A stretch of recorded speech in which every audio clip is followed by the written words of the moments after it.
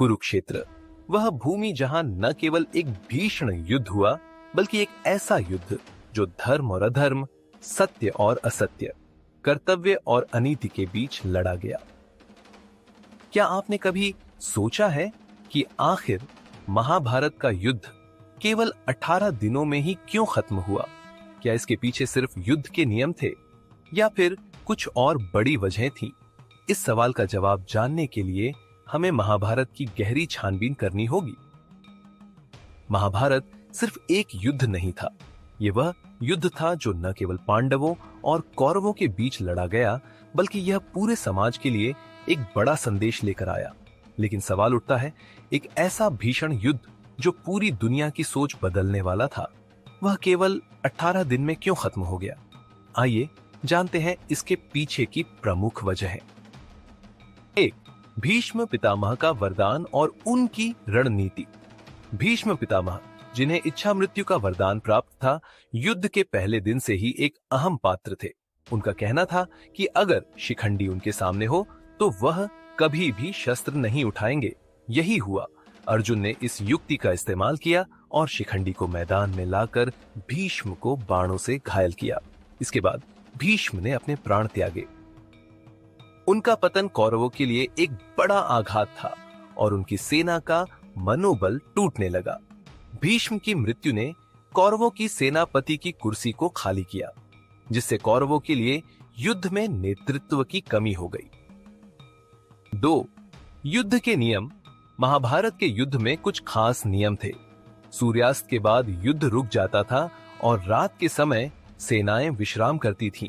इस वजह से युद्ध की अवधि खुद ही सीमित हो गई थी। एक तरफ भीषण युद्ध और दूसरी तरफ सीमित समय, इन दोनों के संयोजन ने युद्ध को तेजी से समाप्त कर दिया। 3.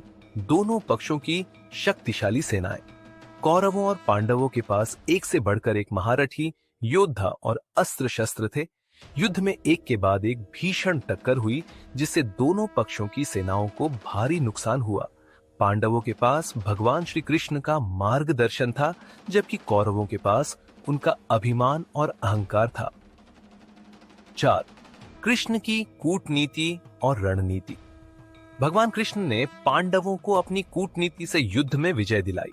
उनकी रणनीतियों ने महाभारत को निर्णायक मोड़ पर ला खड़ा किया। कृष्ण ने अर्जुन को गीता का उपदेश दिया, जो न केवल युद्ध में बल्कि जीवन के हर क्षेत्र में मार्गदर्शन देने वाला है। उनकी दी हुई सलाह और रणनीतियों ने युद्ध की दिशा बदल दी और कौरवों की हार तय कर दी। 5.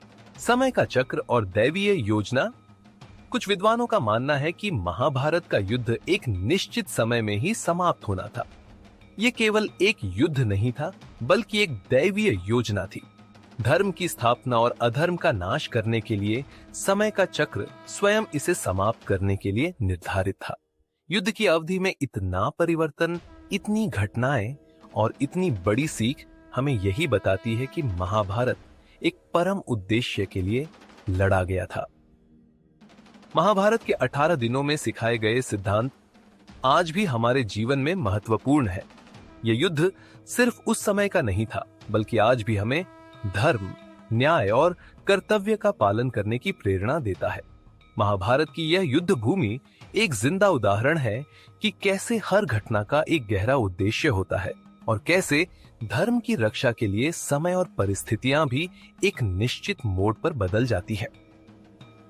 अगर आपको यह जानकारी रोचक लगी हो तो हमारे चैनल को सब्सक्राइब करें और इस वीडियो को अपने दोस्तों के साथ शेयर करें।